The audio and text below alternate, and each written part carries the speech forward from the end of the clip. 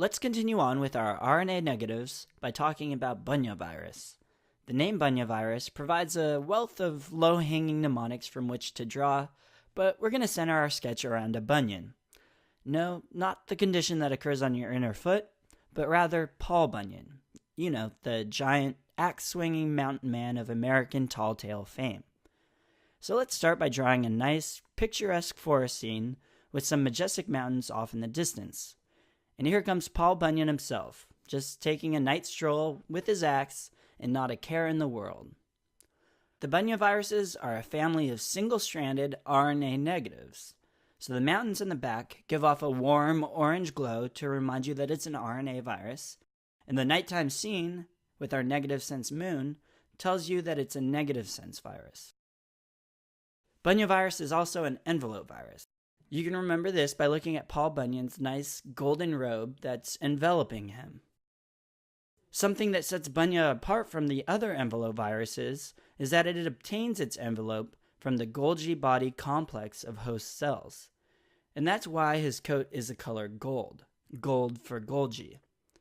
Another important characteristic of the virus is that it's segmented. Remember the mnemonic BOR? B stands for Bunyavirus, and it has 3 segments. To remind you of this, we had Paul Bunyan chop down 3 trees with his axe. So these 3 segments of a tree should remind you of the 3 segments of Bunyavirus. And lastly, notice that these 3 stumps have rings inside, just to represent that they're 3 circular segments. Most of the viruses in the Bunya family are arboviruses, which, if you remember, means arthropod-borne. So let's also sketch in a wooden arbor in the background to remind you that bunyaviruses are mostly arboviruses. Hopefully, you remember this arbor symbol from the togavirus sketch. An important exception to the arbovirus rule, however, is hantavirus, which is transmitted through contact with rodents or their excrement. So let's talk more about hantavirus, arguably the most important of the bunyaviruses. Its reservoir is a deer mouse, thereby making it a robovirus, or rodent-borne virus. We'll illustrate hantavirus on the left side of the sketch, away from the arbor on the right. And now, some of you might remember the big outbreak of hantavirus in a tent cabin village in Yosemite National Park in 2012. Several visitors who swept up rodent feces fell ill with hantavirus, and some people even died. The type of hantavirus is named sin nombre, which is Spanish for the nameless virus. So to illustrate hantavirus, we'll draw in deer mice scurrying away from Bunyan, leaving a cloud of urine and pellets of feces behind them. A couple mice have died from this vicious virus on the left, and little ghosts are hovering above their lifeless bodies. Little does Paul know that these ghost mice will now haunt his dreams forever. Get it?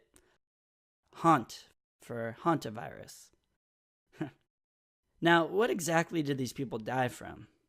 Well, hantavirus causes pulmonary edema via capillary leak and pre-renal azotemia. So take a look at Paul. His chest is puffed out from respiratory effort, and he's so sweaty from the vigorous chopping that he has wet marks on his chest that are in the shape of lungs. And this is to remind you of pulmonary capillary leak. Also, see the kidney-shaped canteen he has draping at his hip that's leaking from the top? Looks like he forgot to screw the top on again, and now it has low volume, or not enough to fill his kidney.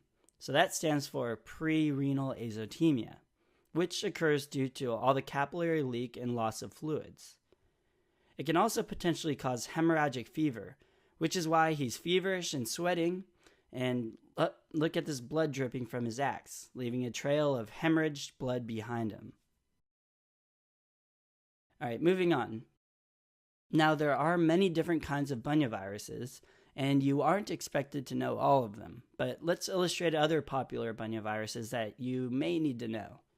First is Rift Valley fever, and second would be California encephalitis. These are both arboviruses and are mainly spread by the Aedes mosquito. Most cases are not fatal, but rather cause neurological problems, including seizure, encephalitis, on top of myalgias and fever. So to the right, we'll draw in California Rift Valley Elementary School to remind you of both of California encephalitis and Rift Valley fever. This crowd of school children out front are looking up at Paul Bunyan, looming large in the foreground, and they're shaking in fear. This shaking represents seizures, and the school headmaster, with his red turban, represents encephalitis. Finally, we have this swarm of mosquitoes biting the kids to remind you of the vector, the Aedes mosquito. And that's about all you need to know about Bunyavirus. Next time you're in the California forest, make sure to deed up, wear long sleeves, and stay away from mouse poo to avoid Bunyavirus.